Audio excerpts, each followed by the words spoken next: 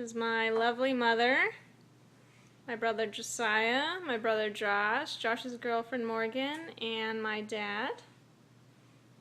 I'm going to hand this over to Josh. Okay.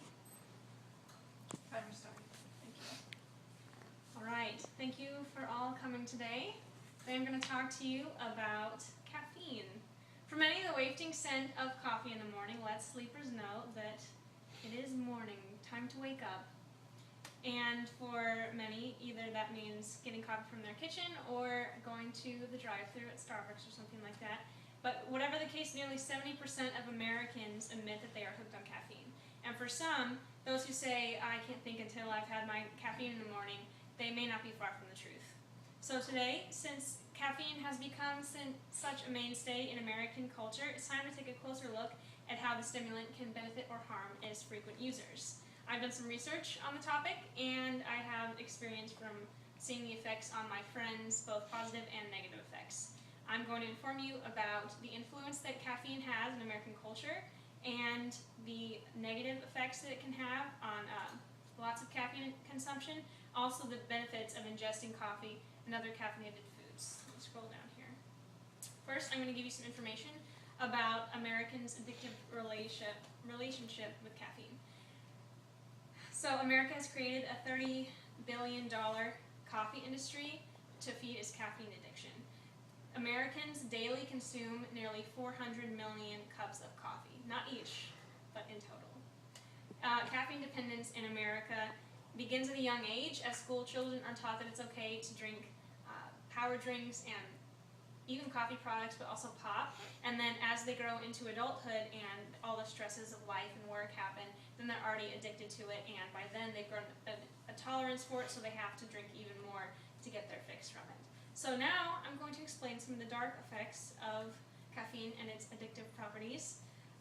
Caffeine actually increases blood pressure and blood sugar levels, even temporarily, but over time, as people drink caffeinated products or eat caffeinated products over and over, the spikes of blood pressure and blood sugar can be harmful in people's bodies. It also increases fatigue later on, though it has a short boost of fatigue initially, or boosts from energy initially. Fatigue can add up later on because it messes with people's circadian rhythm if they drink it too late, or you know this anyway. So it also disrupts sleep patterns for that reason. Caffeine increases hormone production, so things like adrenaline, cortisol, and norepinephrine, which are stress hormones. So that can increase weight, and it can increase these just hormones that are poor on people's bodies. And it also, the withdrawal symptoms from caffeine mirror other addictive drugs. So if people get like the shakes or get twitchy or whatever the case may be, those are also similar in caffeine as they are in other drugs.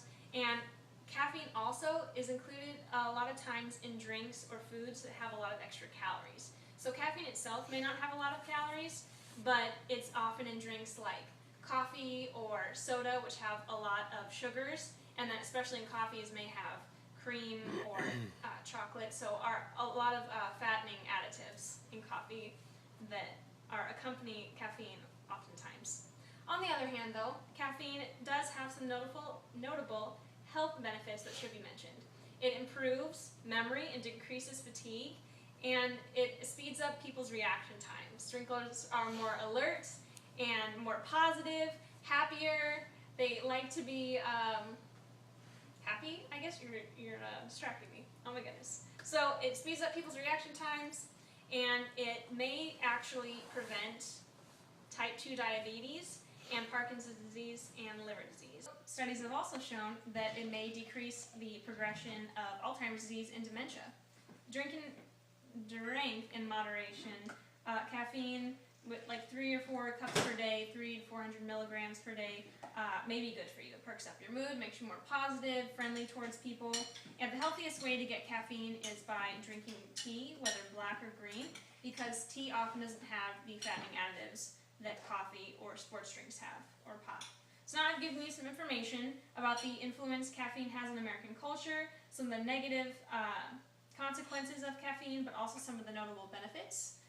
Drink in moderation. And in this fast-paced fast-paced American age, people are going to get their caffeine fix some way or another. So it's better to get it in a tea form. Also, it can be beneficial if drink in moderation. Everything in moderation. Thank you very much for listening.